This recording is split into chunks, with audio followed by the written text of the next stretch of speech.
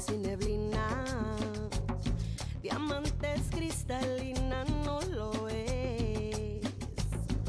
Humilde hogar de lámina y cartón, estallan en el cerro con los rayos del sol. Nadie nos dará gobierno, majestad, la necesidad es ajena, no sienten mi pena. Nadie nos dará gobierno, majestad, la necesidad es ajena, no sienten mi pena.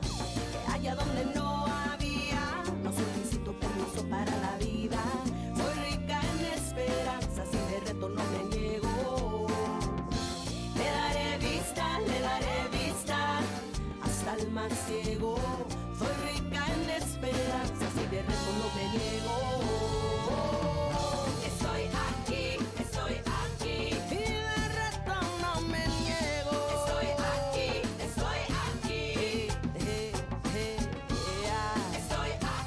Estoy aquí, yo veré, no me encierro. Estoy aquí.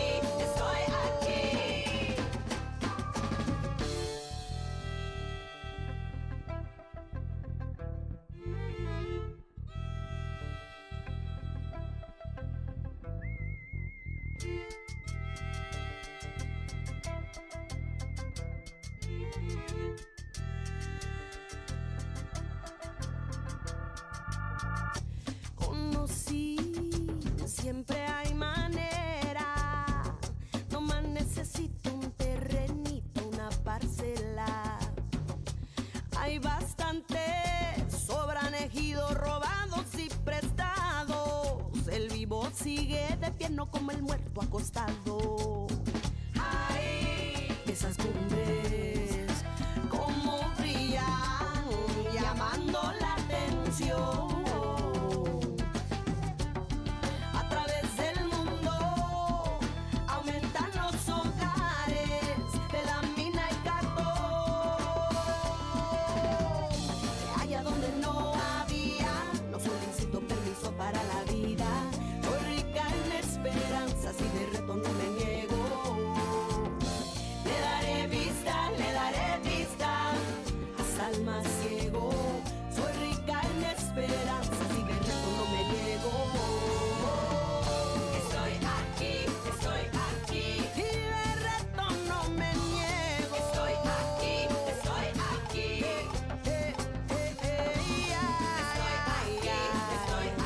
Yo veré, no me encierro.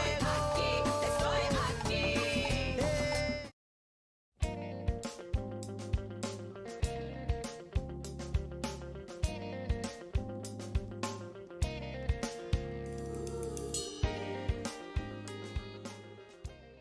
Welcome to Trek Table, your Sunday weekly podcast holding Trek space for Black, Indigenous, Brown, women of color, queer or otherwise.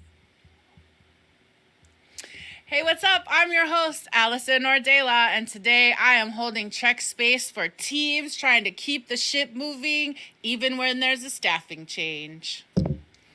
Hi, I am your co-host Claudia, and today I am holding Trek space for folks, for augmented humans in an augmented world. Hi, I'm your co-host Maya, and I'm holding Trek space for being able to breathe some clear air. Yeah. Feel that. Yes, we want to welcome everybody to the Trek Table today, recording live on August 29th, 2021. We are so glad you all are here. We want to start and acknowledge the land that we are all on, and I hear in our Trek space that we're holding space for air and breathing air. So we also want to acknowledge the lands that we're on as we think about the air. We want to acknowledge that Trek Table teams and our equipment are on the unceded lands of the Tongva, the Chumash, the Quiche, the Ohlone, the Puyallup, Pawtucket, and Massachusetts peoples. We're grateful for the Indigenous stewards of these lands, the ancestors who've come before, those who are here now, and those who have yet to come. We invite you, our listeners and our viewers, to discover and acknowledge the lands of where you are. So let's go ahead and take all that in, and if you know where you whose land you are on, we invite you to go ahead and breathe that in with us. Everybody go ahead, take a breath in through your nose and out through your mouth. Thank you. Thank you all for joining us here today as we hold Trek Space for Women of Color here in front of our live digital audience on Outside In Theater's YouTube channel, as well as those of you listening on the podcast archive. Yes, and our opening track for this episode is titled Chicana Skies by the band Quetzal off their self-titled album Quetzal. You'll be hearing several tracks by them throughout the episode of Trek Table. Follow them at Quetzal Music on Instagram and see our show notes or the chat for a link to their merchandise and more. Yes, thank you so much. We want to welcome everybody to episode 26. We made it of the Trek Table. We're so glad to be here. Thank you, as the team has already said, thank you for showing up for this discussion with women of color about Star Trek Discovery. This table assembled today is super amazing, and we are going to talk Star Trek Discovery Season 2, Episode 9, Project Daedalus. There is a lot of things to talk about. So we're going to explore this show thematically today. We're going to look at the two character arcs that dominate this particular episode. We're going to explore Ariam's arc and some of the particular elements of that. We're also going to dig in a little bit to Burnham and some of the new clarity and connections that she's having with Spock. And then we're going to really consider how our cybernetically augmented crew are really showing out in this episode and just all the different amazing things that are happening. So we're so excited you all are here. And if we're glad that you're joining us, particularly in this BIWC, our Black, Indigenous, Women of Color Trek conversation. So hello and welcome to that. And so that we can build with each other, how do you enter this conversation as a Star Trek fan? Are you Star Trek curious, a newbie, an OG Trekkie, Star Trekking family, Star Trekking femmes, Trek Zaddy, Trek baby? Let us know in the chat.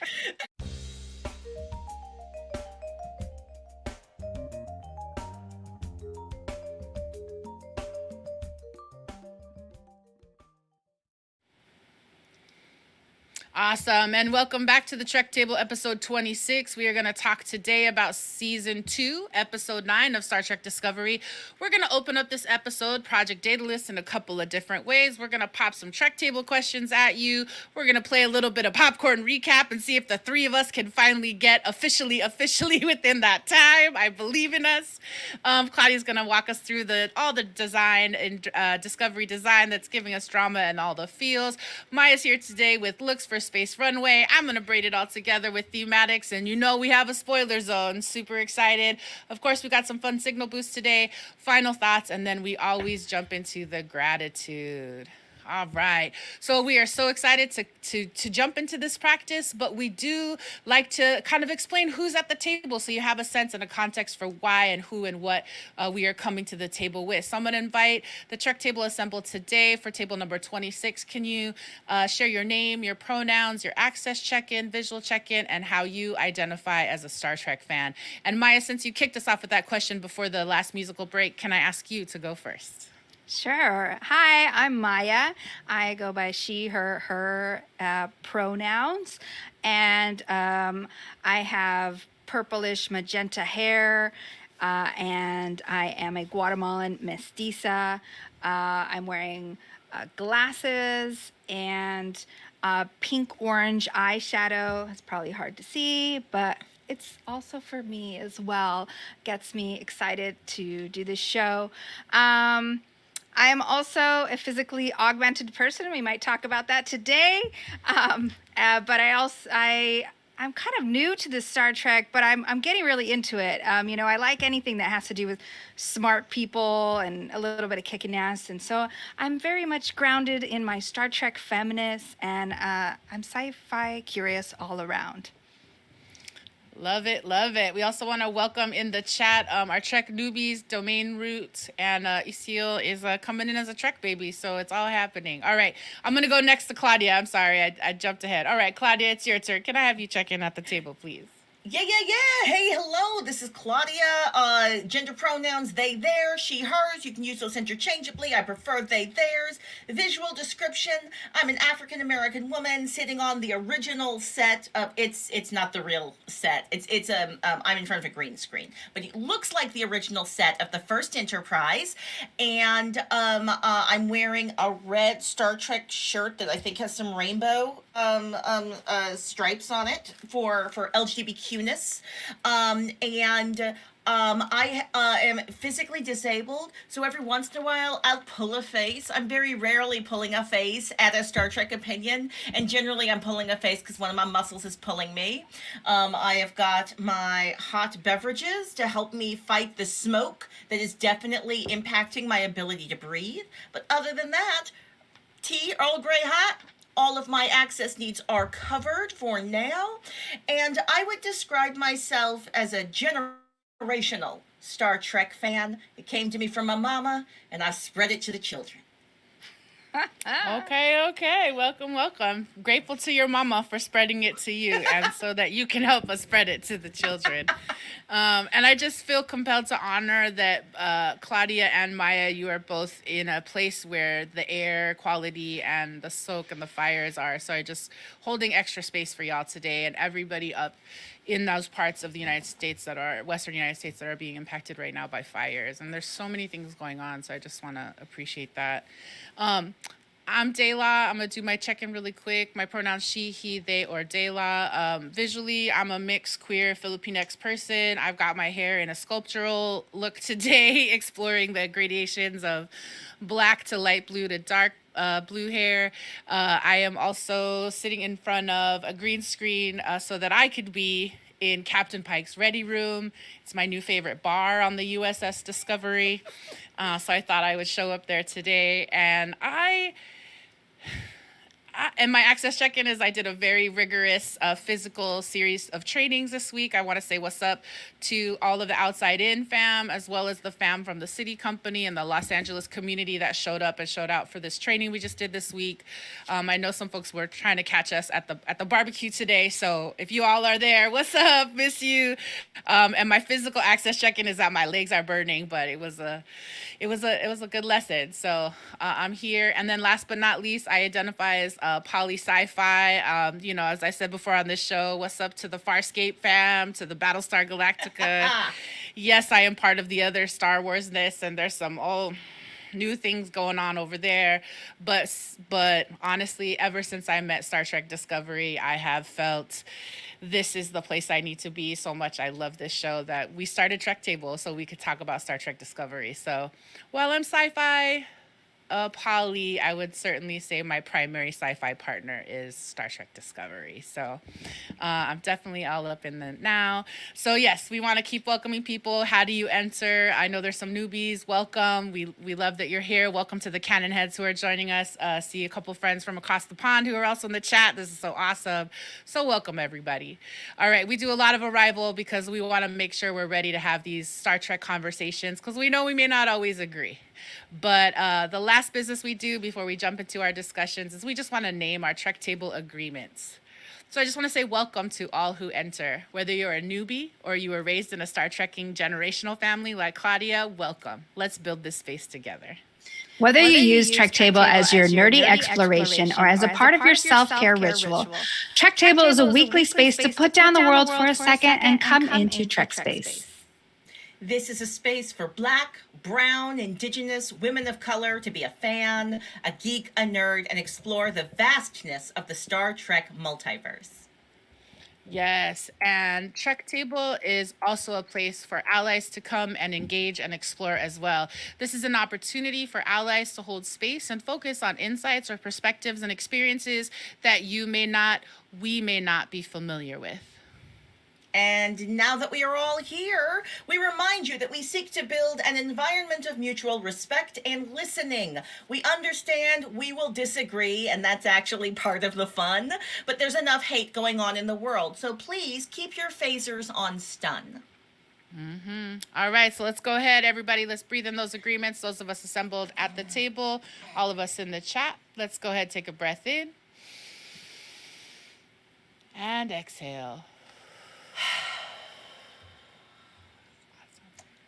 And that brings us to our first Trek Table question posed to our Trek Table assembled here and to those participating in the Outside In YouTube channel chat. Spock and Burnham are playing literal three-dimensional chess.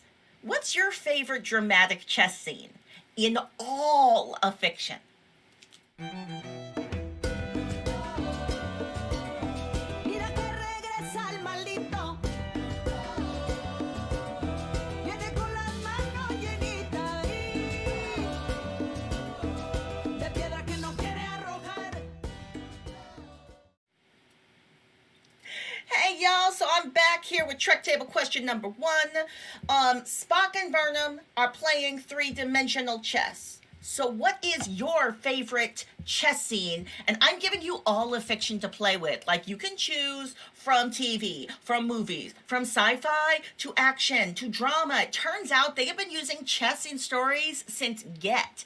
Apparently it's a thing that I continue to love. Let me start with Maya. Maya, and you can list several if you have several. It turns out I had several. How about you? Did you have a favorite chess scene at all?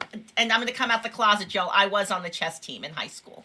Okay. Oh, wow. That's amazing. Yeah, I sort of feel like it comes up in fiction as like a moment that kind of distinguishes class or like logic and intelligence. Hello, Spock.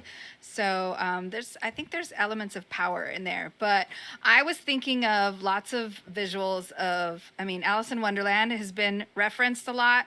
I like it when people are physically, chess people in, and sometimes they're caught. So I feel like there's lots of images.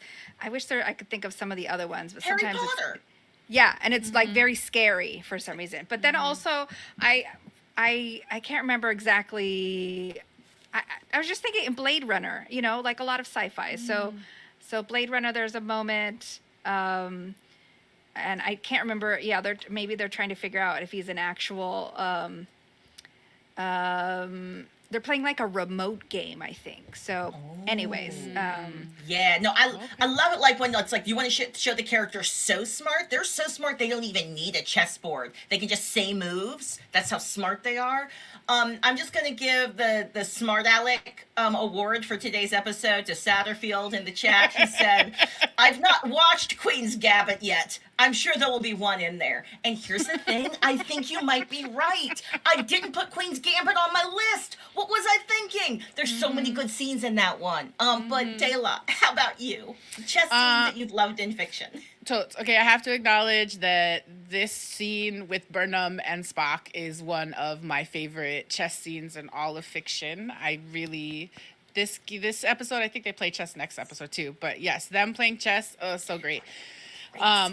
Yes, I also want to say that I'm going to give shouts out to the Star Wars version of chess that they play on the Millennium Falcon. I forget what that one's called. Yeah, the holographic. Did they call that 3D chess too, actually? Or was it like 4D? Because it was like holograms? Right. But there's like little monsters. Yeah. Mm-hmm. And then they like pick you up and yes. And then I would say I really liked the movie Queen of Katwe. It was a 2016 movie with Lupita Nyong'o and David Oyelowo. I can't say his name right now. But it's about a little girl in Uganda who learns how to play chess, and it's part of like her life liberation strategy. And I just appreciate. So yes, I would say I have seen Queen's Gambit. Yes, there is lots of chess in that, and I appreciate the chessness. And then the wizard chess in Harry Potter, although I'm not supporting the turfness of the turfness. But those are some of my answers of my favorite chess. There was a very cute chess in the park moment in Bruno Mars concert that aired on CBS. So that sounds amazing. LOL, the Apollo one. I don't know what that means, but I'm excited as Seal. I'd like more details. Place them in the chat so I can check them out. I feel like I was going to drop my favorite chess scene is the one that's it's Sherlock. Sherlock is always playing chess, and it's the one Sherlock movie with Robert Downey Jr. where like the entire final act of the scene is It's a full, like, it's using a chess game to make, if you're into chess, the entire, like, all the action is chess moves. It's real slick. It's real slick. But you know what? Bill and Ted's Bogus Journey has a pretty funny scene with them playing chess with the devil. And I recognize it's like a reference to the seventh seal, but I don't care. Chess with the devil every single day. So I'm going to say that was my favorite. Shout out to all of our audience members, especially, was there a terrible chess moment in Voyager where they were the pieces? I think there might have been. Or do we have any other Voyager heads in the at the table or in the audience? I think this might have been the episode where they were sucked into like an imaginary world. Is that what it was? Where it was like a computer program messing with their brains? Yeah? I'm going to say yes. But I You're don't not know sure. for sure. No, sorry. You're I not just want sure. to affirm you. Thank you for like trying to make me feel not alone in my deep Voyager fandom. It's okay. There are people out there in the Star Trek universe that will back me up. Y'all leave us a comment later on. And that was Trek Table question number 1. Yes, and the Trek Table is proud to be a part of the digital theater platform at Outside In Theater. Like and subscribe to the Outside In YouTube channel for our weekly live digital recordings. If you're listening on our podcast, you can check it out at youtube.com/outsideinthatre.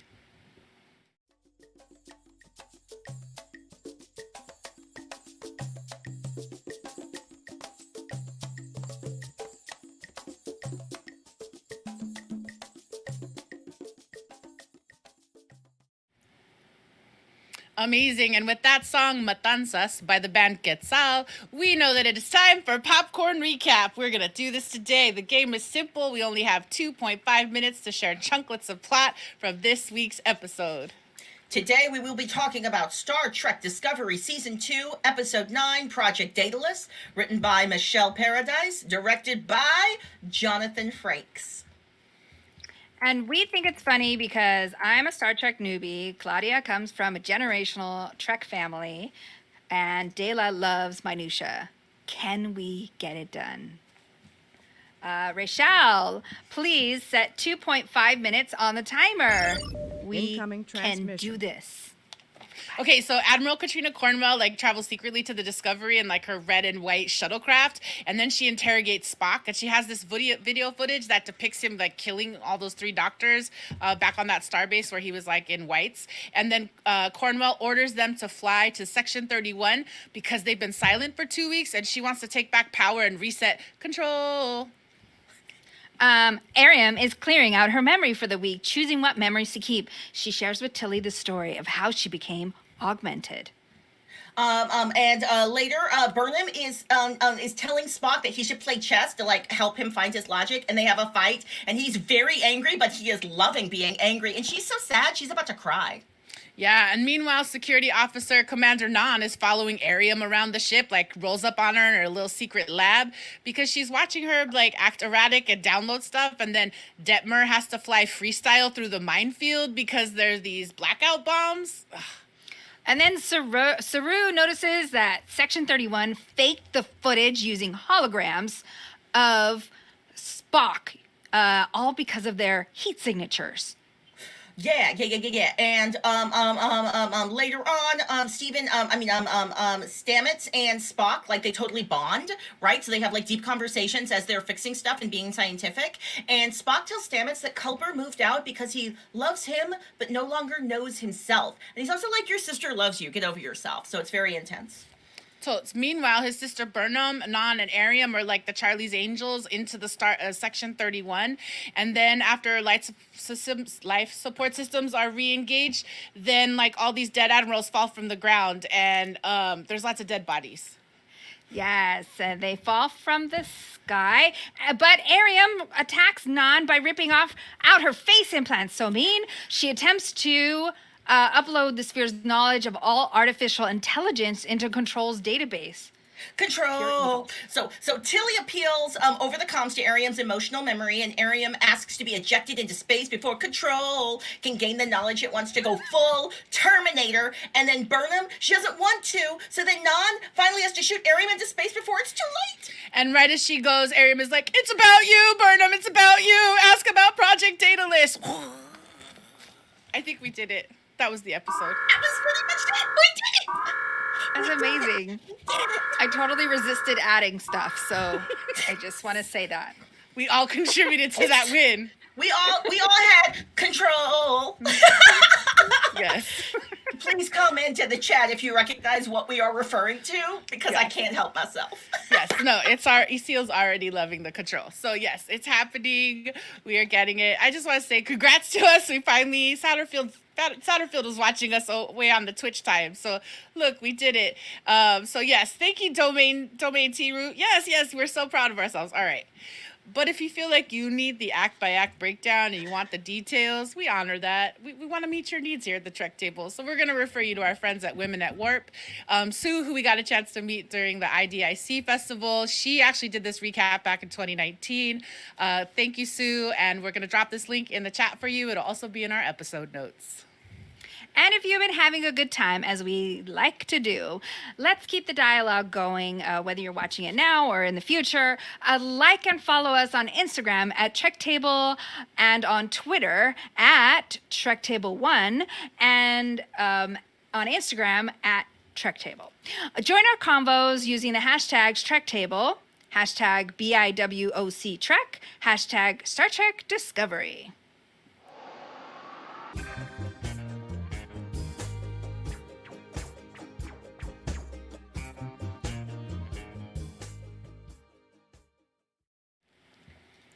Welcome back, everyone, and welcome to Discovery Designs, where we're gonna dish on design elements giving us all this drama. I've got some topics that I've listed, but really this is just a section for us to go off. So can we talk about the brain mapping first of all, because that was so cool. Yes. I will just jump in here and say I was super impressed by all the different tech connected to this brain mapping and was curious why we're only seeing it with Admiral Cornwell. But yeah, like the balls. Yeah. I don't know, Maya, if you want to jump in here too. Yes, I loved how the balls, like do we see them like come from his head and then go into and then we see his brain on the screen. It's like she's a psychologist, so she has access to all this technology.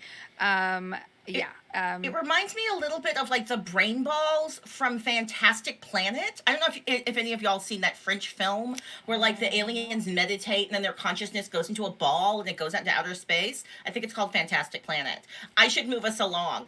The encryption key finder that was like, it felt very like an old school video game with the graphics, and I was like, you made that to make sure I could keep up with what was happening in the plot. Thank you, designers. And that was the thing that had like all the little boxes, and Ariam was like standing there, and then like the Y locked in, and then like 4 boxes later the N locked in, and then the 9 locked in. That one. That's what you're talking about. But then later after Ariam had been doing shenanigans, the Y wasn't locked in anymore, and I was like, I see why you made that text the size of the entire screen. Okay. Can we take a moment to talk about the 3D chest? This is the first time can we talk about this? Like, yes, this is a canon moment. Is this officially the first canon moment where we see and witness 3D chess in the show? What we in the timeline, I guess? Well, in the timeline, what we hear is that Burnham is the one that told Spock, you should play this game to help your logic. Before, I think his favorite game was like throwing holograms into the air or something, but he wasn't all about the 3D chess until this moment. I think this is the moment that made him into it. It feels like it was a family game because she's like, oh, Sarek wouldn't have, taught me that. And why aren't you doing this? And, so there's all this moments of like, as if he should be following a certain moves that, that are logical, right? So, and he's totally disrupting that. And it totally makes her upset. Blackout minds? Can we talk about the blackout minds? I'm totally switching the subject because I was like, I could do an entire episode on 3D chess. I'm hoping it comes back up. But the blackout mines, I thought that they were interesting and super scary because, like, at first I was like, oh, mines are mines are mines. But, like, these ones seemed to saw through the hull of the ship. I was like, that's intense. And I love how at the top of this sequence, I'm sorry I didn't get to pull the image that we talked about, but where Admiral Cornwall's got her knee up on the captain's chair base, like she's Jonathan Frakes as Will Riker. The Johnny Frakes move with the knee, with the foot on the chair. I tend to do the Johnny Frakes move whenever I want to seem confident when I'm not. You'll see me like do a this. That's me pulling a Johnny Frakes. Okay. That's what that is, where I'm got my foot up on something. I like to pull my shirt down a lot. That's the Picard. That's the Picard. That's because my belly is popping out.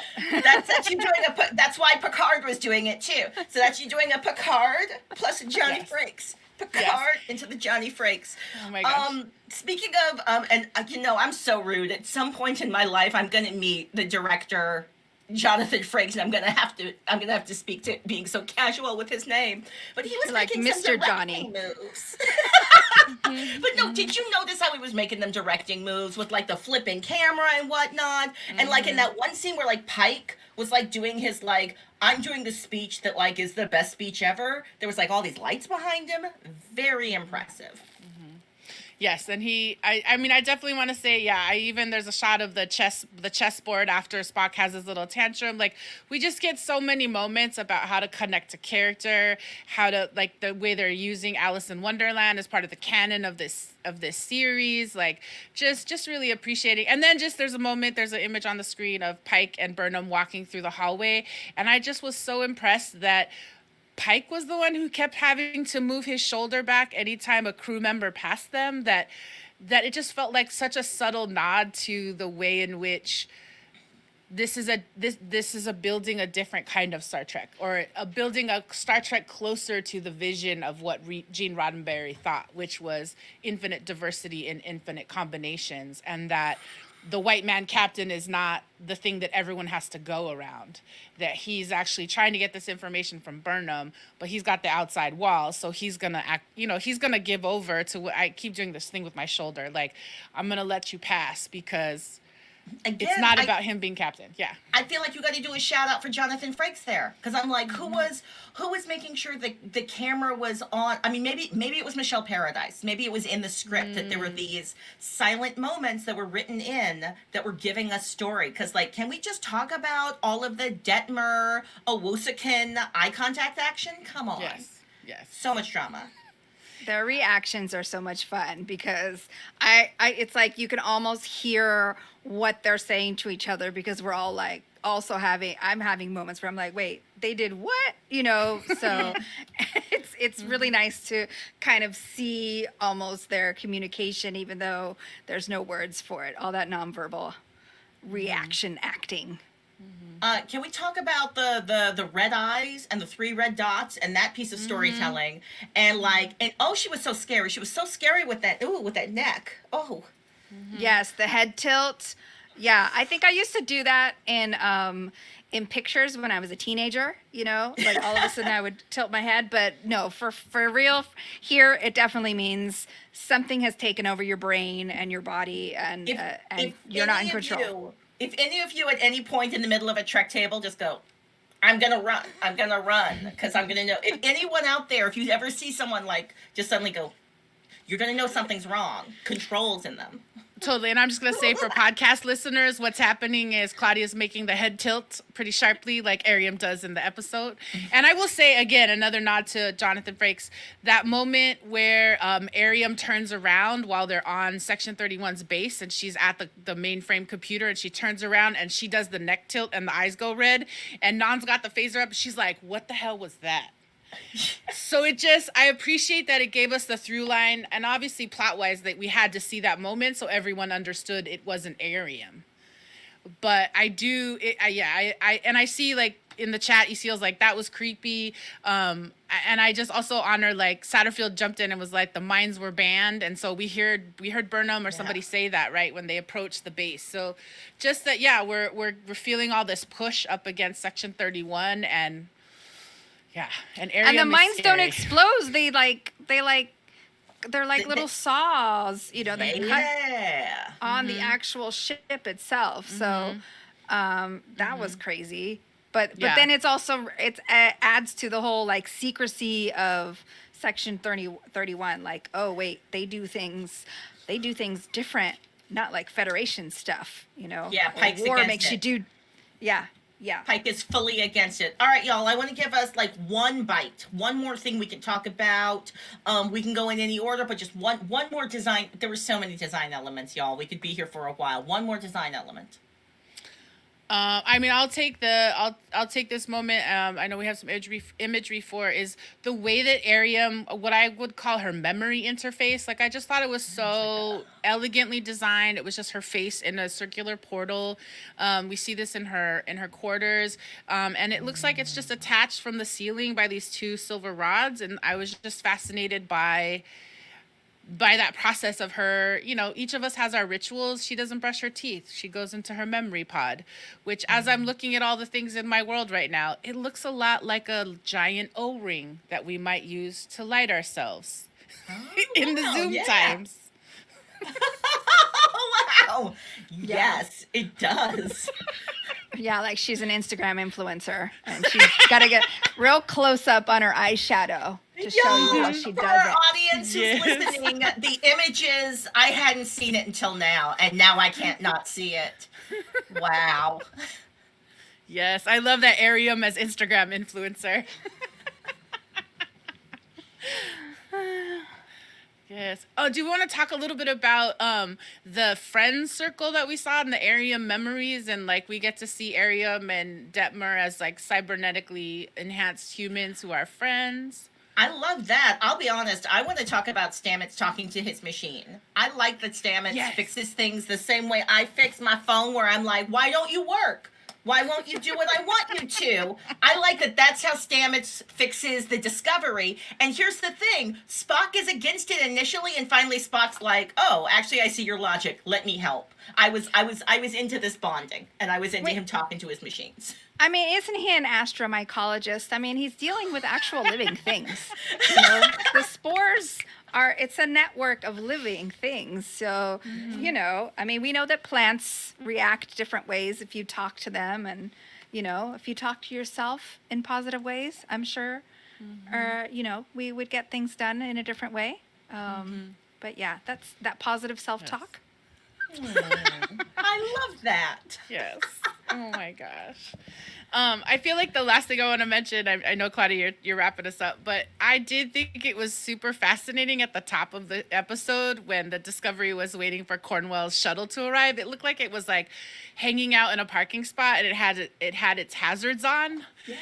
And then as the shuttlecraft came under the belly, then we got the spotlight on the actual ship. So I just want to shout out to probably Detmer turned on the hazards, right? Or would that be Wosakun's job? Who turns on the hazard lights on the USS Discovery? Well, you don't want them to get hit by a random ship that's also passing by. You just got to make sure you hit them hazards. That's just common sense. And the belly of the ship was super detailed. It was really beautiful. I just remember seeing that, like, wow, you know, we see the ship from different angles, but that it just looked like it had some etchings or something on the bottom of it.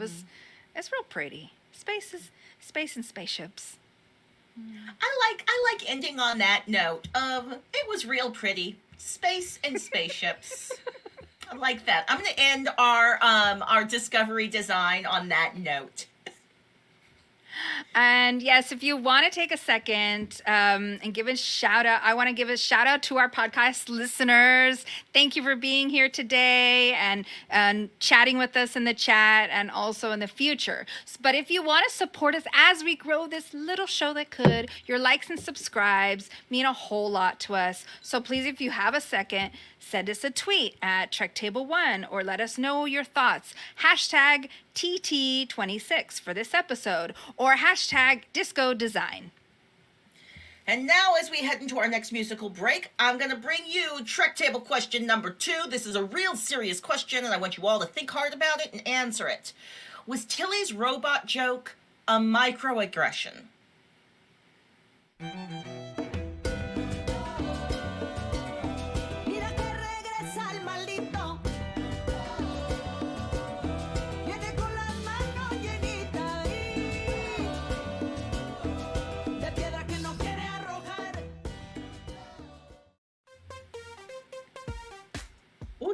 on. I feel like this is extra music that I'm hearing.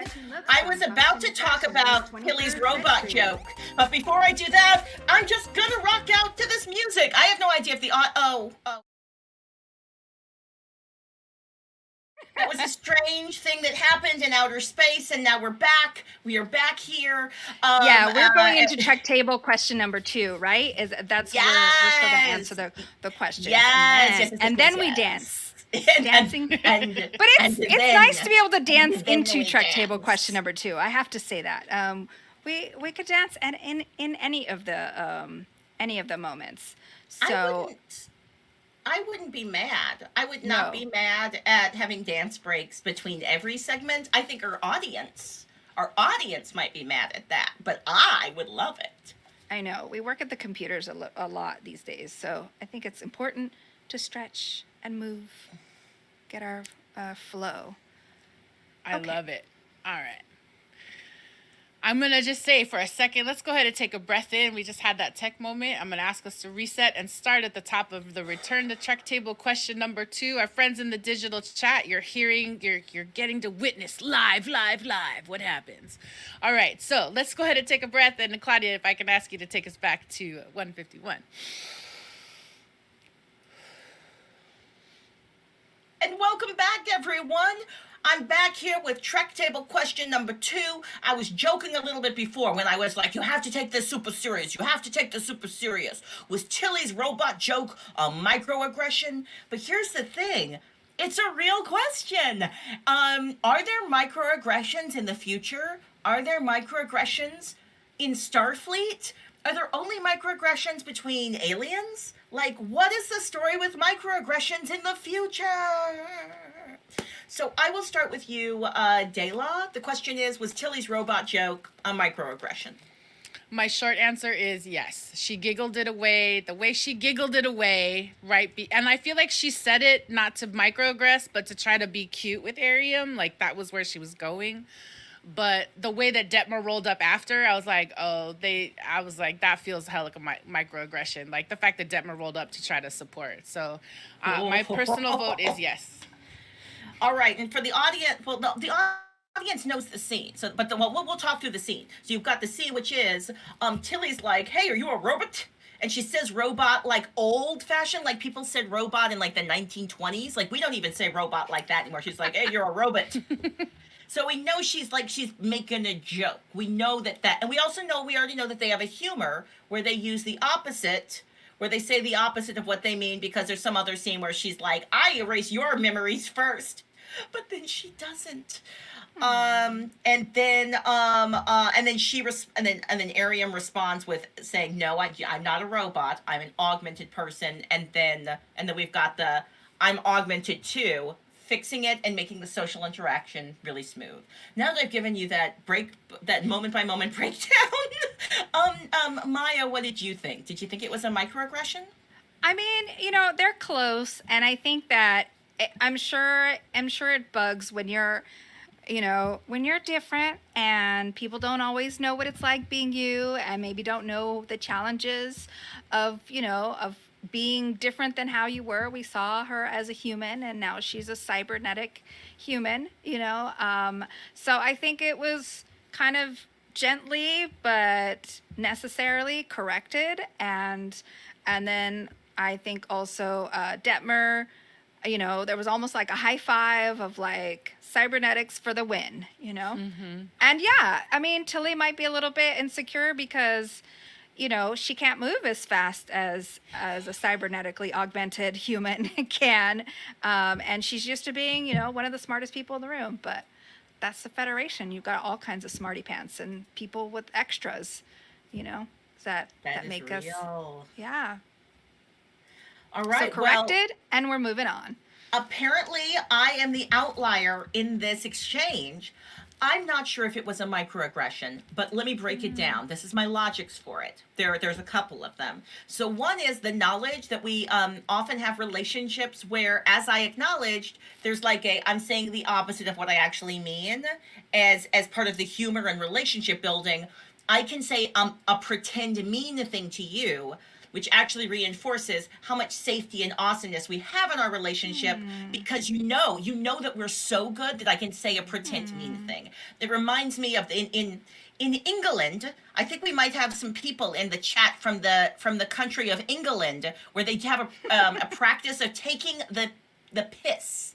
And when you take the piss, as I understand it, I am from the land of the Americas, so we don't totally understand these things. But the practice is, I'm going to say a mean thing to you that's making fun of you, but it's because we're friends. It's okay because we're friends. Although actually, I might not understand that cultural practice enough. If others could explain that more in the chat, please go ahead and do.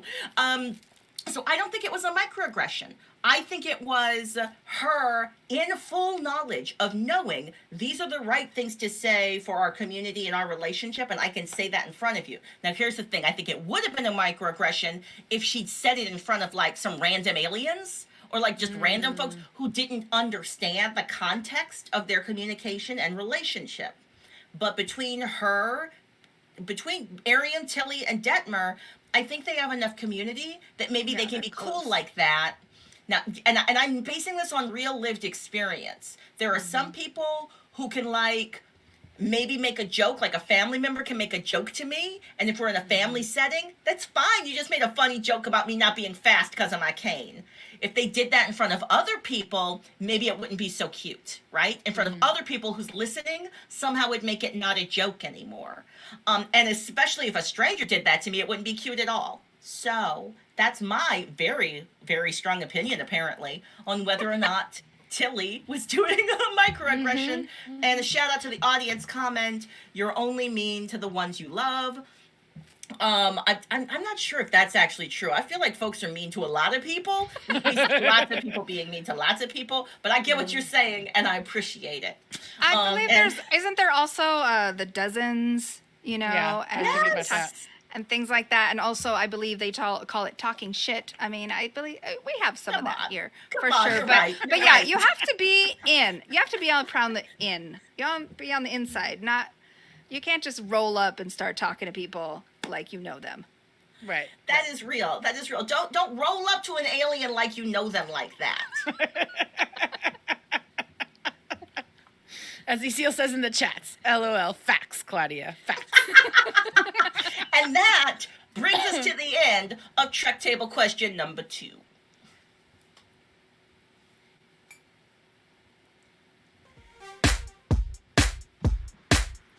Some of the eye-catching looks from function to fashion in the 23rd century. Woo! Doing that dance break for space run? Space runway. Yes, dance break. Welcome to Space Runway. We are doing highlights from season 2, episode 9. Good thing, because that's what we've been talking about. And we have 5 looks today. Look number 5, 3 cheers for cybernetics. Yes, here we have a glimpse of that conversation of Ariam in the before. Oh, first we have Tilly and Ariam, and then Ariam in the before times, before her augmentations. She is all human with blonde hair blowing in the wind, wearing an orange spaghetti strap tank with a bathing suit peeking out. Yes, I noticed. Walking joyful with her new husband on the beach before a tragic accident that resulted in her present form as a cybernetically augmented human with humor and heart under all that metal and silicone. Look number 4, angry rogue Vulcan. After help from the Telosians last episode, Spock is back to a version of himself with lots to say in that gravelly baritone of his. He's wearing a knee-length, suede-like, space leather collarless coat that closes at the waist and opens up to reveal tight black leather pants and knee-high boots. The rough Vulcan on the run look is completed by wispy Vulcan bangs, eyebrows, and beard that frames all the emotions having handsome face. Woohoo! Yes. Yes, and look number 3, background crew What's your name? We see you, background crew member, who we have called Mole Butt Face in the past. We're going to be accountable to our human-centric ways of viewing species, and we're going to call ourselves in. That's right, we are modeling some accountability. Look at your beautiful eyes and many tentacles and no mouth on that gorgeously large head of yours. A mole butt face nomenclature no more. We hear you're called an osnolus. And we thank you for showing us Disco has the funds to bring in some unique crew members to catch our eye. Yes. With the Icelanders. Oh, to catch our eye. I get it. I think there's like 6 eyes. Look number 2, Nan. Hello, Nan. Security Officer Nan with her flowy curls and skirt with pants disco uniform, hot on the trail of the mystery of the encrypted messages. She then suits up once again in her red shirt, jumpsuit under her spacesuit with Burnham as well in silver and Ariam in blue, like Space Charlie's angels. Even though Ariam, under the influence of evil, pulls off Nan's breathing apparatus, once again, Nan is the red shirt that lived. And look number 1. Do you want to find the Admiral? Frozen Vulcan Admiral.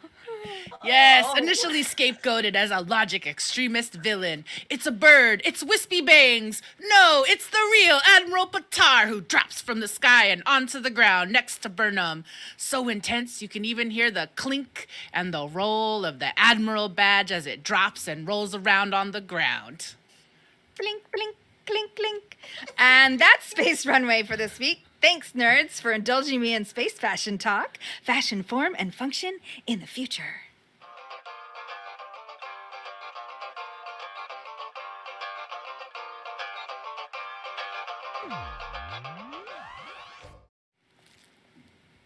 Amazing. Welcome to Thematics, the section of Trek Table where we like to braid it all together and kind of pull all these themes and conversations that we've been having as we share our insights and reflections on this week's episode. All right. So the 2 major topics today are not necessarily thematically. They run into themes, but I realize I'm just focused on these 2 story arcs of Ariam and Burnham. And I know we just had that question, Trek Table question number 2. It was Tilly doing the microaggression joke or not? And I feel like when I see Ariam, her response to that, it felt like, no, I'm Ariam, Miss Cybernetically Augmented if you're microaggressing, in a very kind of Janet Jackson kind of way, right? This is the episode with control. Okay, so I want to open up this conversation as we think about Ariam. Maya, I heard you reference it at the top of the show about being an augmented human yourself, and just watching this trajectory, this arc of Ariam's that we've seen from the roll call in season 2, episode 1, when Pike first comes onto the ship. But we're also seeing it in this episode with the way that Ariam, we see her connections to the other crew. It's not necessarily a new thing. Her Instagram influencer, memory interface downloader module, and just her process of having to connect to her human self as she continues her functions on the ship, and then ultimately is kind of taken over by control by this evil red 3 dots in her eyes. So I'm wondering, let's talk a little bit about Ariam's journey. What's sticking out for you? What's resonating for you about Ariam in this episode? Maya, can I ask you to go first? Yeah, well, it's interesting because we don't know a whole lot about Ariam until this episode. And, we see that she sees things differently, but that she is still human, right? And so I think that's also a lot of what I see people being drawn to Star Trek about, is that there are all these kind of, not only are they going on adventures, but they're smart people, and sometimes people who are smart or super, or just, kind of different, see things differently, sometimes don't always have, social skills in the same way. But we see that she has a lot of love, she has humor, and that she's an augmented human. And so as someone myself, I have metal parts in my legs. I have a prosthetic knee, and my ankles had to be put back together after a horrible accident. So like Ariam, I wasn't born with these particular augmentations or disabilities, but I'm someone who has had to adjust to them and always has to adjust to them, right?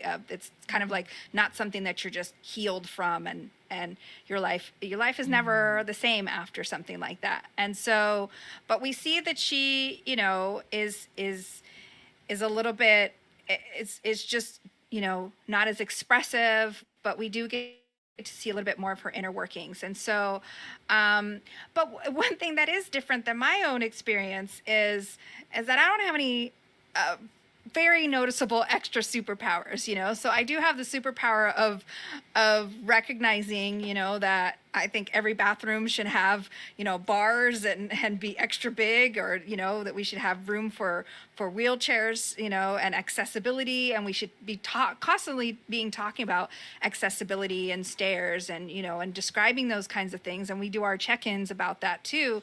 That should be something that we don't think about as an afterthought, right? But her augmentations actually help her. She seems really strong, and she also seems to be able to process information really fast. And oh my gosh, being able to figure out which memories you want to keep and not. I know we're going to talk about that later, but I wish I had that kind of a memory sometimes. Totally. I just want to breathe in what you said, Maya. So take that in. I want to say thank you for sharing that. Claudia, I wonder your perspectives on Ariam's journey. Where are you landing with Ariam? I want to say thank you for sharing as well, Maya. You made my brain go to different places, and I always enjoy that.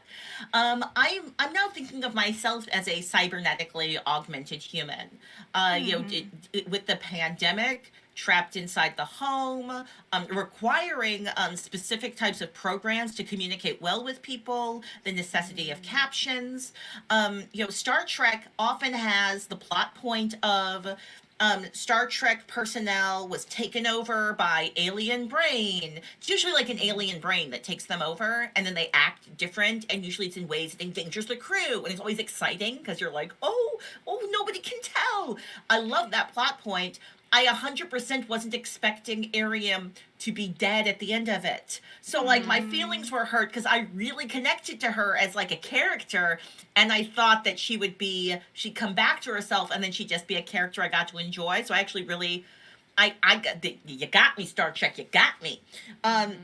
But I was just thinking about like what would happen to me when I got doxxed, when my information was endangered. The one day where the internet stopped working and the Wi-Fi wasn't working, I was utterly disabled. I couldn't do any of my things. And I just think of the body horror, the visceral body horror that the Ariam's character goes through, being taken over by control, not having the ability to control her own body as it's endangering the lives of her crewmates. Just so much drama. I was there for it. And I definitely appreciate that, Claudia, and the way that you're helping us think about, for all of us who have experienced the pandemic in these ways where technology is our vital connection to other humans. I just appreciate what both of you bring to the table every week is just these perspectives that help us to unpack the show. And I think the thing that struck me about Ariam was that watching her say to Tilly, "Stay here with me at this table until I finish. Don't leave. Don't leave until I'm done." And wishing that Ariam at least had a sentence to say to Tilly, "I think something is wrong." Like if she had just said something like, "I think something is wrong. There's something that doesn't feel right." And I think about, in my life experience, the people who I love who have been disabled and or who are living with different abilities, and the way in which you all have taught me how to think about my own body. And just, I think ableism is one of the isms and oppressions that all of our bodies eventually change and move and shift. So this fallacy of a fixed body, of the Adonis or of the Olympian is gonna go. And even just, we had that conversation, I think last episode or 2 episodes ago, about Simone Biles as like this superhuman person stepping forward and saying, I need a break. Naomi Osaka stepping forward and say, I need a break. Venus Williams saying, Serena saying, I'm going to sit out because I tore my hamstring, right? So just thinking about not just athlete bodies, because I feel like that's also a place people go, but I do invite listeners and viewers to think about, like, what is our connection to our bodies? What do you take for granted? And, I mentioned at the top of the show that I had done this training this week, and one of my questions in these training processes is the tension that exists for me as a larger bodied person trying to move through the world. I understand my center of gravity and my world in a different way than I think a slimmer, more active body might. But I also wonder what happens when your ability changes? What happens when your body ages? Hearing you, Maya, talk, what happens when we experience a life-changing accident? Or hearing you, Claudia, what happens when I discover my connection and need to be dependent on technology in order for my world to continue, or my days to so. And I don't mean to make us go over, but I just want to tag in and say you're also reminding me of the superhuman disabled person, and the fact that if you have a disability, dominant culture expects you to do a performance of, I got this. And that's what I saw in that fight. I saw Tilly being real, like having such amazing emotional literacy and clocking what the moment was and being like, I don't understand what's happening, but I got you, Ariam. And then Ariam turns to her and says, actually, I'm fine. You can go, Tilly. I've got this. And I was like, oh, I've seen disabled friends do that performance. I've done that performance for people where I'm like, I'm fine. And I didn't. So, yeah. Hell yeah. And the other thing that makes me so angry is the way that we were able to shift so easily during this pandemic. I mean, maybe not easily is the right word, but there have been, I feel like I've learned so much from disability justice activists because, that's what helped me be able to go on. I mean, I knew I could have a productive, beautiful life, even if I wasn't going to be able to walk. I knew that because I had those friends ahead before that. But now during this time when people have felt isolation and having to stay inside or adjust their whole entire lives, it's like, there's all kinds of people who have had to do that kind of stuff that when we've I don't always feel like I have the correct language, right? Having like a safe word or whatever, like I need help, but I'm also still freaking capable, so I think that's frustrating. But I hope it's something we continue to learn as human beings, how to really be interdependent and take care of one another without it being like about a codependence or that one is less than the other because of it. And, that's something that I think we need each other, even if we like being alone sometimes or whatever, Yeah. Yeah, and I want to honor this conversation and say I know that part of our plan next week is the next show is also to talk about a little bit more about Ariam and kind of as we learn more about her and what happens in the next episode. So I'm not going to go to a spoiler zone yet, but I do want to say as a transition, I was struck by the way I was so easily able to believe, because I'd seen Ariam in the background and certainly in restarting watching us when we started, with Trek Table this year, when we went back to season 1 and we started from the jump, I was paying attention to Ariam from season 1 because I knew this was going to come, right? And so I've just been fascinated by her track, and I'll say what I found myself having feels about, which I'm curious about how I will feel at the top of next episode, is that we see her in her memory dump. We see her have a fight with Reese, right? They do that training sequence and he's like, oh, really? That's how hard you can hit me? And she goes back into whatever, sprawling thing they're doing. But when Ariam got pushed out the airlock, this is one of the moments I was super sad about Jonathan Frakes or whoever, or the editor choice. I was like, how come we don't get to see Reese? I want to see Reese's face because you just showed me his image, and he's another background crew member who we don't, man of color who we just kind of see pieces of.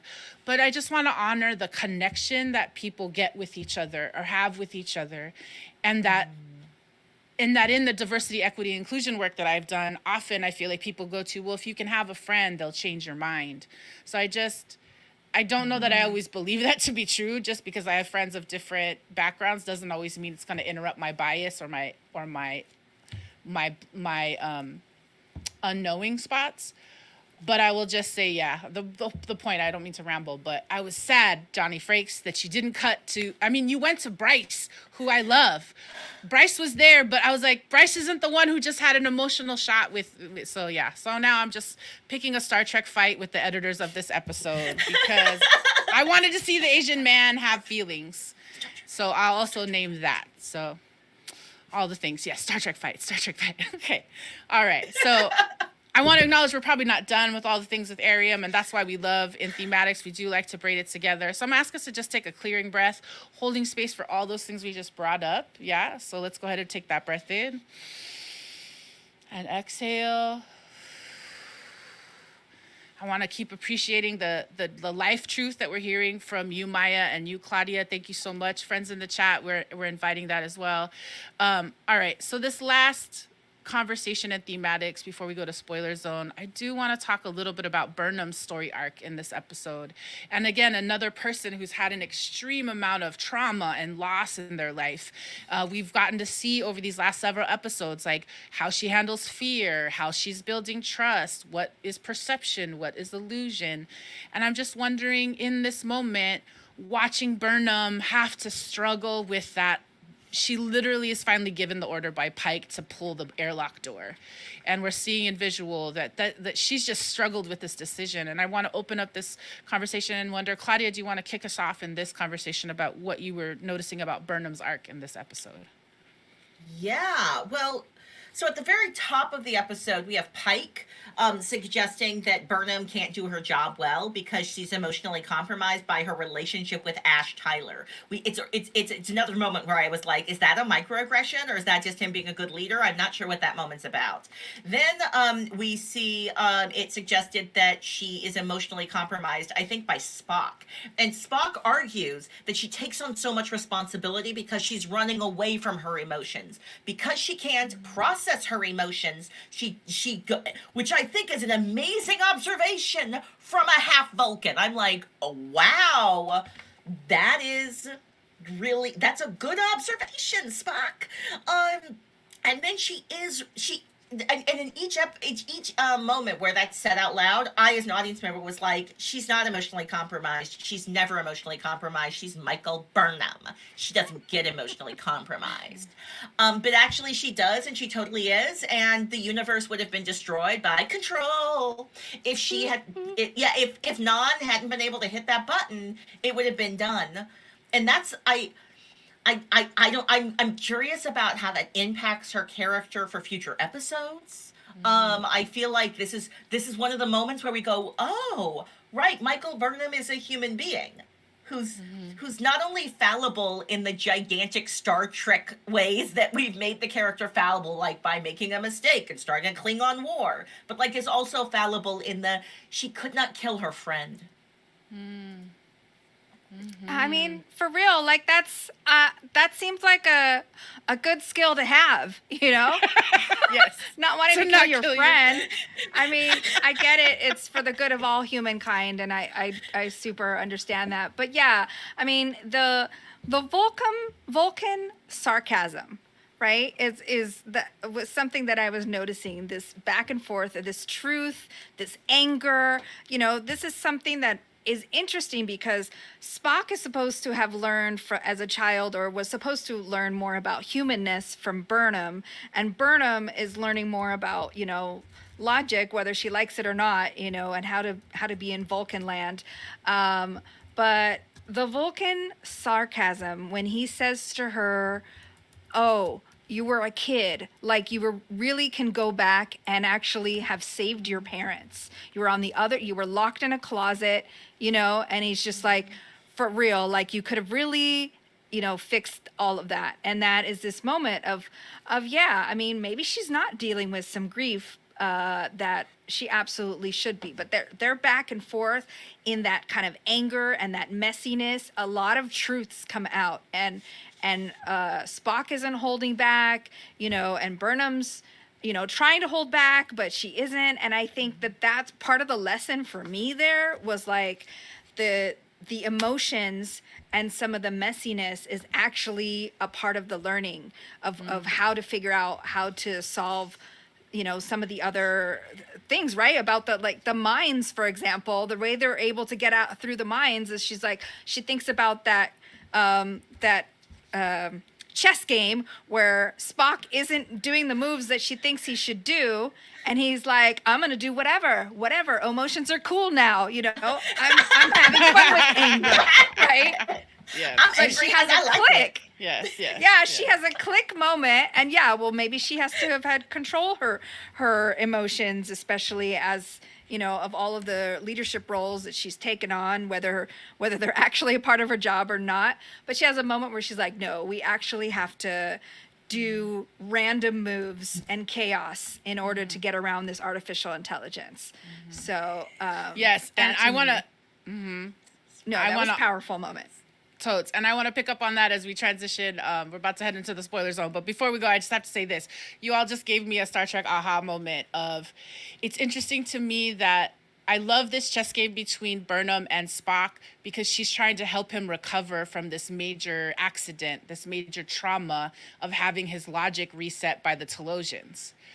And what we actually learned, just even in this conversation we just had before about Arium and about what you were saying, Maya, about bathrooms and grab bars and like everybody wheelchair should fit. It was like, and thank goodness Spock was ill and recovering his logic, because if he had not introduced the randomness of his need to start again and break the rules and not be the Spock their dad raised him to be, we would not have been able to figure out that moment, and Discovery would have died from all those like mines and blade cutting things. So again, props to Michelle Paradise who wrote this episode. Props to Jonathan Frakes and the whole team who brought this together, and just giving us all these opportunities to think about perfection and augmentation and what do we really bring if we're bringing our best self, which also means bringing our worst self as we're trying to become our best self.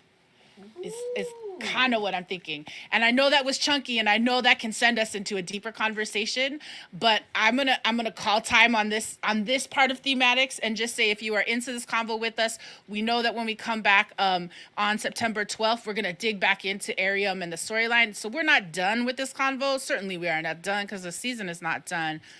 But for right now, we know that these are our thoughts around thematics, and I want to send us into the spoiler zone so that we can also catch up on some of the business. So if you are watching this show synchronously like Maya and you have not seen past season 2, episode 9, we're going to go into spoiler zone. You're going to want to watch time or watch our visuals. It's only going to be a 2-minute spoiler zone. All right, Rochelle, please, let's go into that spoiler zone.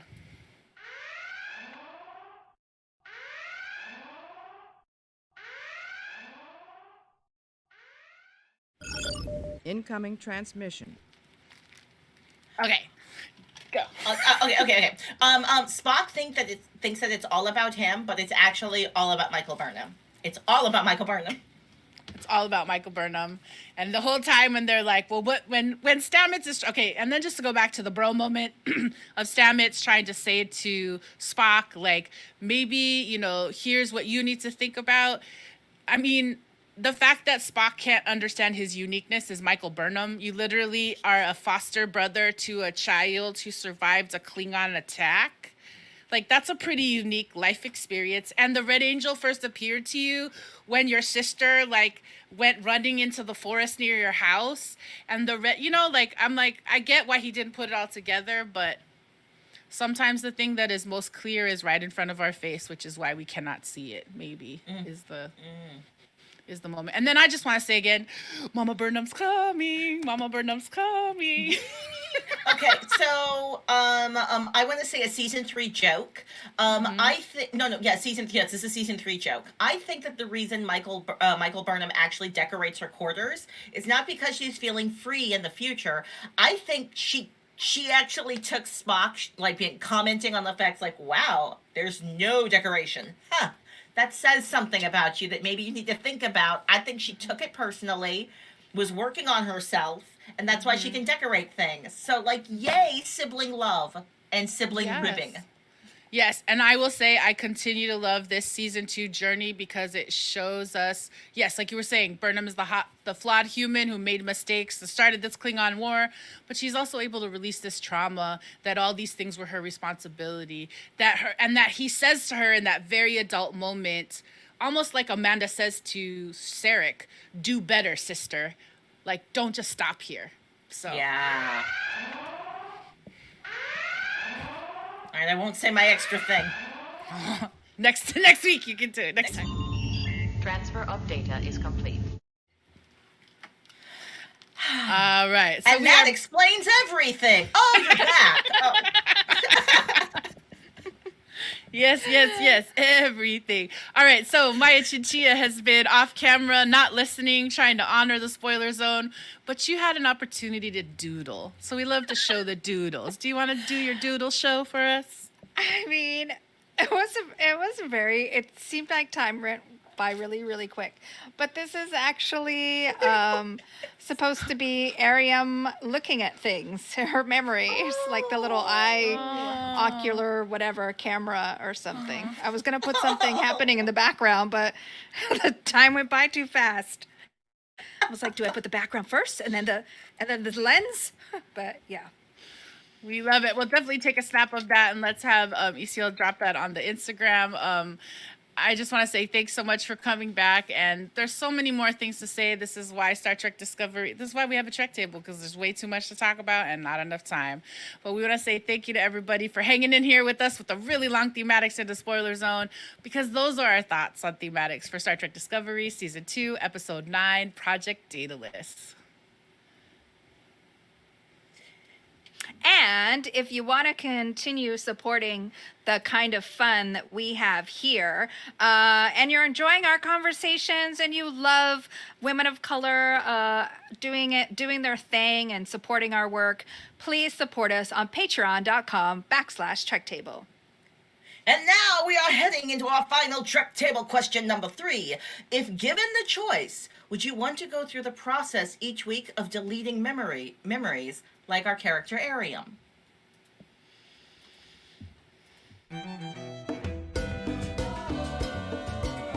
Mira que regresa el maldito. Viene con las manos llenitas de piedra que no quiere arrojar. I'm back rocking out to Hollenbeck Gonzo here with our final Trek Table question number 3. If given the choice, would you want to go through the process each week of deleting memories like Ariam? And then I put my face into the camera as if it was that circle where we would have our memories, where we could see them. This is what I like. I like the idea of being able to scan my memories. Like, I can't remember what I did this morning. It'd be real nice to be able to scan things. Maya, how about you? Would you want to go through the process of deleting your memories every week?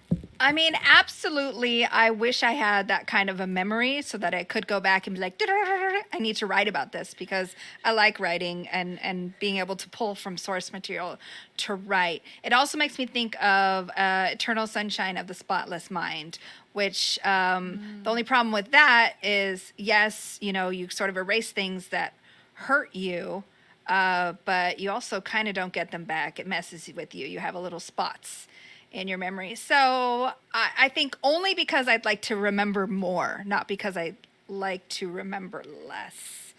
But I don't know. I feel back and forth, because I do sometimes forget things, and then I no longer hurt because I've forgotten it.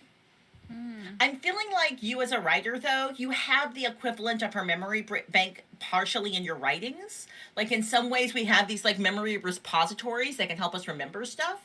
So that feels amazing. And you were mentioning Eternal Sunshine of the Spotless Mind. The last episode of Rick and Morty also references that. So I'm just now thinking of Morty's mind blowers and the act of that character taking memories in and out. I'm like, oh yes, there's so many parallels between so many different sci-fis. Dela, how about you? How would you feel about taking your memories in and out every week? Because this is actually a project she has to do every single week. I mean, definitely I would ditto some of what Maya said. As a writer, I realized I would probably come to a point where I would need more storage. Like, I would want to keep way more memories probably than I would be allowed. But I just think about all the random writing and the random photos that I keep. And like, I was talking with somebody the other day about, remember, like in LA, they used to have Fox Photo when you'd go to like Save-Ons to get your, like, you know, your canisters of film developed, so that you would have to like wait for 3 days or 5 days and then get the prints back and not have this like immediate digital copy of whatever happened. Or like, I just think about all the extra photos I take that I don't always use. So I will say I do feel like right now I do have this moment when my phone gets too full and I have to delete, you know, the storage space so I can take more photos. But I would think, I don't think I would want to do this as a weekly practice. That's where I'm going to land is I respect Ariam has to do this. But if I'm given a choice, no, I don't want to do it on a weekly basis. I like the idea of it keeping me mindful. I like the idea of having the practice of, I do this as a yearly practice. I review everything I did in a year and I'm thoughtful about it. I'm wondering what it would be like to add that to my meditative practice for like on a weekly basis, just to think about what I did that week and what I'd like to carry with me and what I'd like to let go of. And those were our Trek Table questions for this season 2, episode 9, Project Daedalus.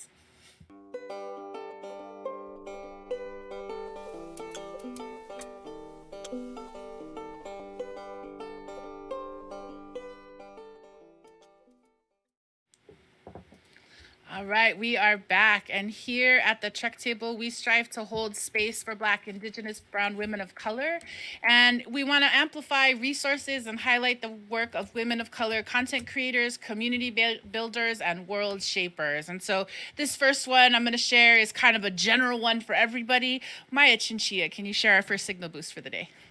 Yes. Get ready, because Star Trek Day is coming. That's right, September 8th. 1966. It looks like Star Trek is a Virgo, maybe. It's when the first episode of Star Trek aired. Join Paramount Plus and fans from around the world for a live stream celebration of Star Trek Day on Wednesday, September 8th at 5:30 p.m. Pacific Time and 8:30 p.m. Eastern Time. Live from the Skirball Cultural Center in Los Angeles, California, Star Trek Day will be hosted by Will Wheaton and Micah Burton and feature back-to-back in-person conversations with cast members, creative minds from the Star Trek universe, legacy moments with the iconic cast, plus surprise appearances, announcements, and reveals throughout. The live stream celebration and additional information on Star Trek Day programming and initiatives can be found at startrek.com/day. Yes, and I want to say Daddy Colbert's going to show up, so all our Space Daddy fans, you want to check out that schedule. Just giving you a love. Just giving you all love. All right. So that was a more broad. There you go. That was a more broad call. Claudia, I'd love you to share this specific signal boost that we want to amplify out to our friends and listeners today. Yes, so this is a signal boost for an event called The Call Reprise. The Call is for our Black community. So our Black community has gathered annually on New Year's Eve to observe Watch Night since Freedom's Eve, December 31st, 1862, when free Blacks and Black slaves came together all across the nation to await news that the Emancipation Proclamation had become law on New Year's Day, 1863. On August 31, we are gathering to close out the month of BAMDAFest programming. So this was all Black programming, international programming. We will have drummers from Nigeria. We will have speakers from the Black Panther Party. And we're going to be gathering in song, music, prayer, and art to set the intention for a global watch night to see us safely through another year. This art ritual is for the Black community, and we have a link to the BAMDAFest programming that we will be sharing with you, bamdafest.com. Yes. We're so excited to amplify those things. And if you have a woman of color content creator or events that you think we should amplify, please let us know by DMing us at Trek Table on Instagram or at Trek Table 1 on Twitter. You can also join our mailing list and email us. But that was our signal boost for episode 26.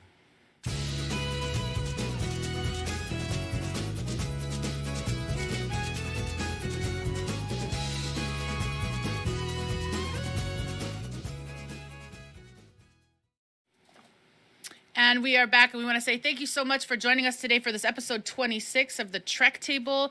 And as is the case at the end of every episode, we want to gather our final thoughts as we close out this episode and prepare to watch the next one. So I'm going to invite Maya to go first. Maya, your final thoughts on this episode?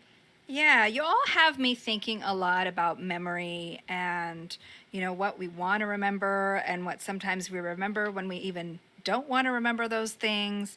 I'm also, a writing coach sometimes. I'm helping a couple people with writing their memoirs as, people who are later in their lives and they've lived a lot of life and they're writing certain things and then they discover even letters from specific moments and information, and then the memories that they had are of a certain aspect of it maybe, but they don't remember all the things that they actually have documentation for, and they get to see that memory from a different perspective, a different time period, and it's just so amazing and fascinating how memory works and how we decide to use our memory and what sometimes we feel like we don't have control over. So I'm thinking a lot about, not only Arium, but also, Spock and Burnham and their memories of their childhood, and this being kind of like this inciting moment that affects them forever, and for better, for worse, a lot of us, have challenges that experience, or some of us have like actual trauma that we kind of have a very clear memory of, or we think we have a clear memory of, or we've been kind of like gaslit about it, or we've been told like that wasn't such a big deal. Or like you have a sibling that experienced the exact same thing, but feels completely different about it. So I've just been thinking a lot about that. I mean, I'm trying to like kind of even restructure my brain into not only remembering negative things, and telling myself, sometimes you'll get one negative comment and that's the thing that bubbles up to the surface, and all the positive comments or all the positive memories, sometimes don't get as much action or play because you're kind of hyper focused on the negative. And so not that it's not real and not that it's not important, but, I'm sort of practicing trying to, reorder my own brain and maybe even a Spock way. Yeah. And sometimes you need to let all those feelings out. I'm enjoying his feelings going all over the place, honestly, because I don't feel like he's causing more damage. I think he's actually processing and trying to, search for healing. So, but for sure, I really wish I could make more choices about what I remember when I don't remember, because sometimes there's gaps in places and I'm like, I just want a really wonderful detail, from that moment and that time, place. And sometimes other people remember things and I'm like, how come I can't remember it as much as they can? So thinking a lot about all of that. Yeah. Final Thank thoughts. you. And I would love to invite Claudia for some of her final thoughts. Yes, final thoughts on Star Trek Project Daedalus. I'm thinking also of similar things, Maya. I'm thinking about how on Vulcan, having any emotion is considered a disabling condition. And so if you're using the social model of disability, it is a disabling condition. Like Spock has lived his entire life as a disabled person and so has Michael Burnham, because on Vulcan, if you have emotions, you are disabled from being a full functioning member of society. Spock has been acting in ways that aren't in actual real alignment with his real memories. So he has a story, a narrative about a memory And until he undoes that narrative, he's actually trapped and he can't think about what makes him special, what makes him unique, how is he connected to this red angel. Until he can like actually get really honest and really connect to his emotions, he's not able to actually live his best life, be his fullest self, and actually live a life that has Michael Burnham understanding, oh, right, this is the right move for the ship to be making. So it's interesting that for people who have bodies that are atypical, bodies that are different, bodies that are disabled in our society as it is currently shaped, we often will find that we actually are more able in certain ways. Or at the very bare minimum, we have a greater, broader perspective that actually makes us more able in the world. So I look at this episode and I go, oh, I could have a lot of different conversations around this episode with the disabled justice community.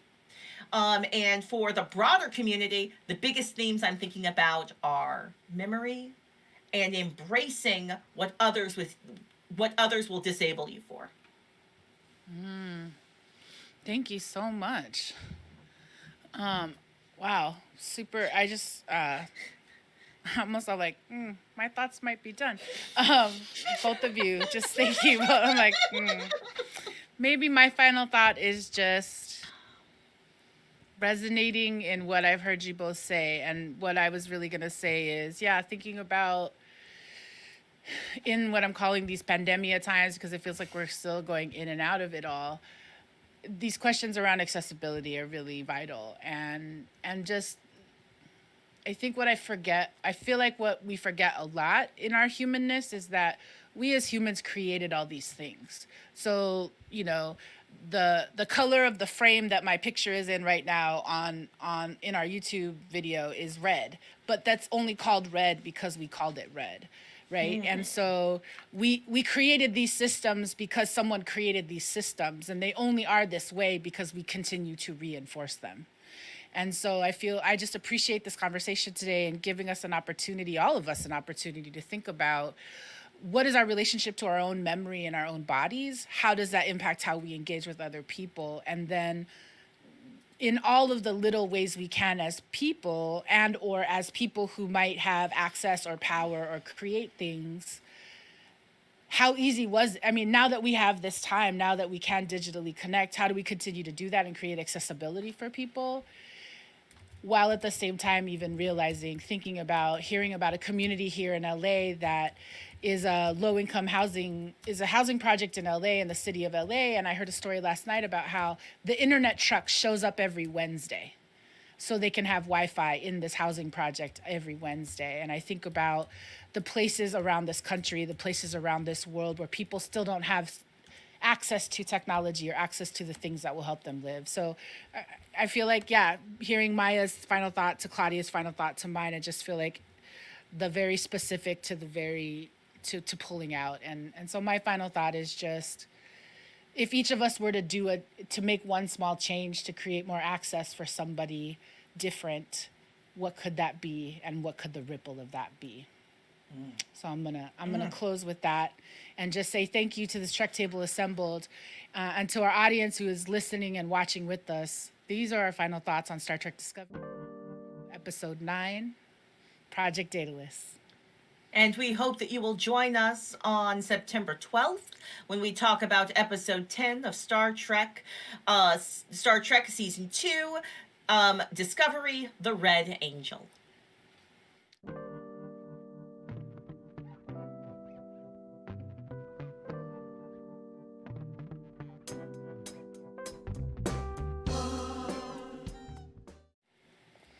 All right, we want to say thank you for joining us at the Trek Table. Make sure to get first look at our Trek Table questions, inside scoops, when you sign up for more on our mailing list at trektablepodcast.com. And find Trek Table Podcasts on iTunes, Spotify, Google Podcasts, and wherever you get your podcasts. Like and subscribe to this channel, and that way you can get more Trek Table in your algorithms. And like and subscribe to join us on Instagram or Facebook, at Trek Table on Facebook and Instagram, and on Twitter at Trek Table 1. Join our convos there, and please comment using hashtag Trek Table, hashtag BIWOC Trek, hashtag Star Trek Discovery. Yes, and finally, I'd love to say thank you to our Trek Table assembled here today. Thank you for holding down this ritual and really taking us deep. I'm going to echo something that's in the chat from one of our friends in the chat. Really great, deep show today. Thank you so much, Satterfield. Thank you, everybody who's sticking with us.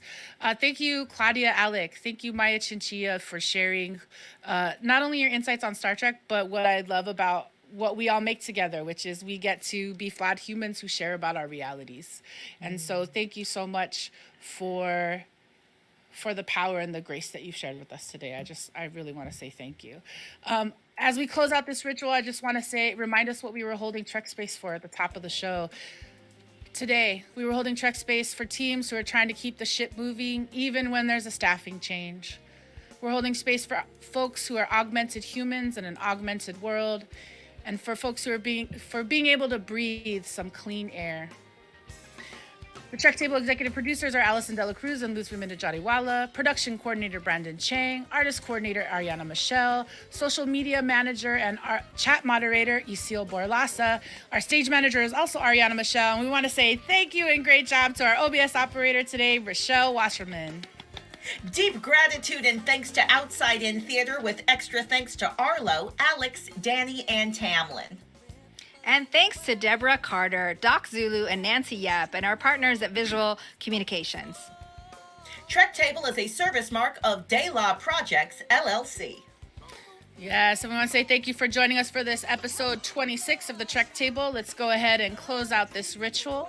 Let's go ahead and take one more big closing breath. Let's go ahead, breathe in. And breathe out.